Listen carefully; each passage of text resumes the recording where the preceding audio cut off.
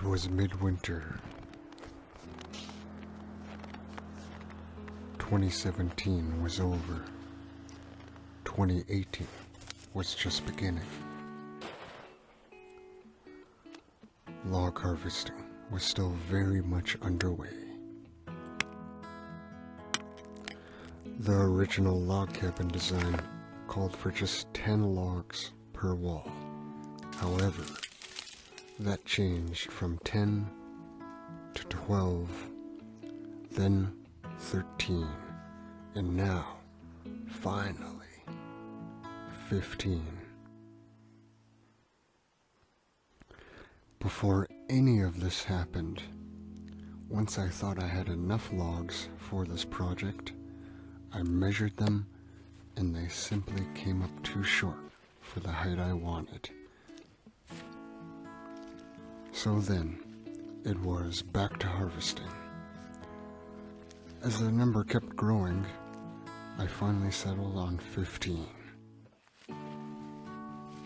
It was the perfect height.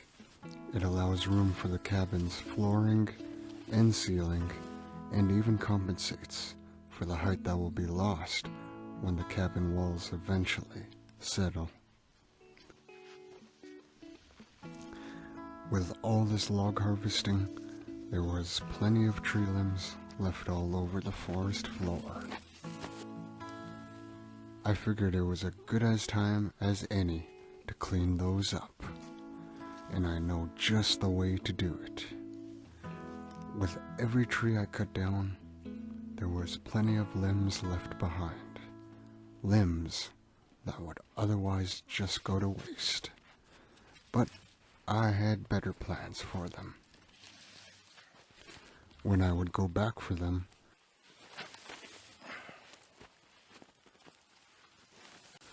I managed to rack up a pile roughly 6 feet tall by 4 feet wide, each tree. Because it was winter, it made for a good excuse to make a fire. Plus, it helped staying warm in those cold January days.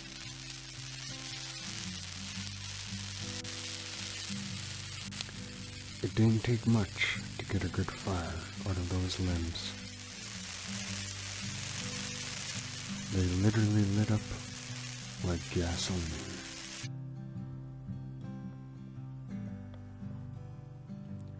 With a good amount of trees left to harvest within this project, I would then be left with endless piles of tree limbs to get rid of. There you go. What was once a huge pile is now just nothing but a little teeny fire. Burning tree limbs soon became my new favorite task on the project.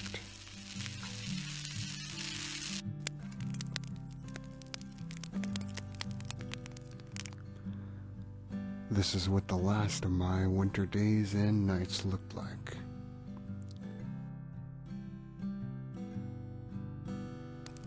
I loved it.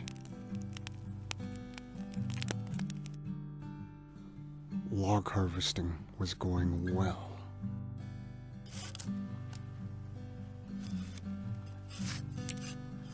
With a full row of logs taking up the space that was once empty, I was satisfied with the amount of logs I had on hand. I decided it was a great time to begin debarking them.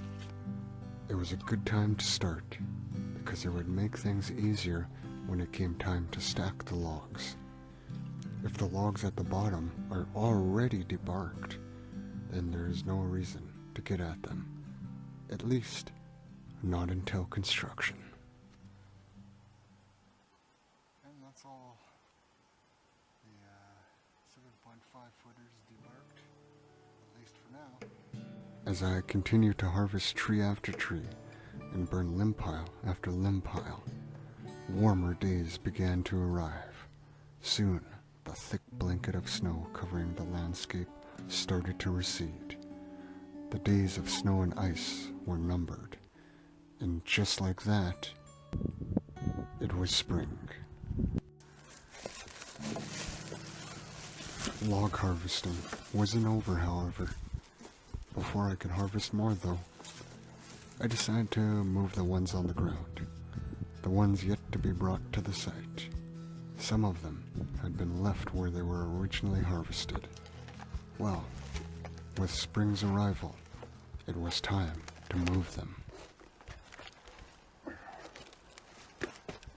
What you are looking at here are the 3-footers. They will connect the 6-footer logs with the 7.5-footer logs, which are the logs you saw me debarking earlier. Although they are the smallest logs I'll be using for the cabin, they can still be fairly heavy, which is why I am more than happy I brought along my little wagon I made a few years back.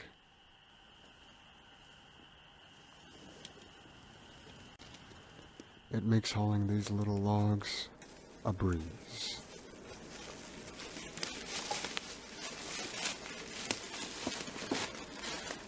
From there, the 3-footers were debarked and stored wherever there was room. That meant keeping them with the 14-footers, at least for now. I will have to make a separate seasoning bed for them eventually, but that will have to wait. I have bigger fish to fry. It was summer now, and I had made good progress on getting the logs I will need, especially considering how the design went from just 4 walls to 8, and then from just 10 logs per wall to 15. Suddenly, the amount of logs I needed almost tripled. Had anyone told me how many logs I was actually going to need before cutting down the first tree, I probably wouldn't have even tried building this cabin. But here I am, in the thick of it, bringing that number down gradually. These recently cut logs are the 6-footers. There's no room to store them off the ground on any of the log beds. Well, except for this one. This log bed was built in the winter. It was going to serve as a secondary log bed for the 14-footers, but it was never used. Taking it apart and relocating it elsewhere gave the 6-footers a place to season. This time, in a different part of the woods, with a good amount of the 6-footers cut, hauled, and peeled, it was time to get back to the 7.5-footers, a size of log I have neglected to harvest all summer, until now, because I had been busy harvesting the other log sizes. Well, it was great to be back harvesting them again. They will make up the vast majority of the logs used for my cabin, along with the 3-footers, so bringing their numbers down was crucial. With a good supply cut, it was time to move them to their seasoning bed. But before that, the log cabin storage site needed some attention. There. That's better. Before stacking them on their respected log beds to season, debarking was needed. One by one, I would put each log on a series of little tripods I had made out of some smaller trees. It made for a fairly stable structure to debark the logs on. With it being higher off the ground, it also made it easier on the back too. It made the job a real pleasure.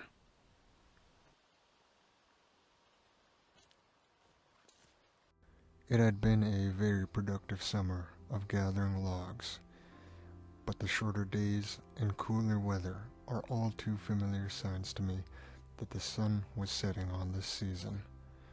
And as the constellation Orion rose higher in the sky each night, fall was here.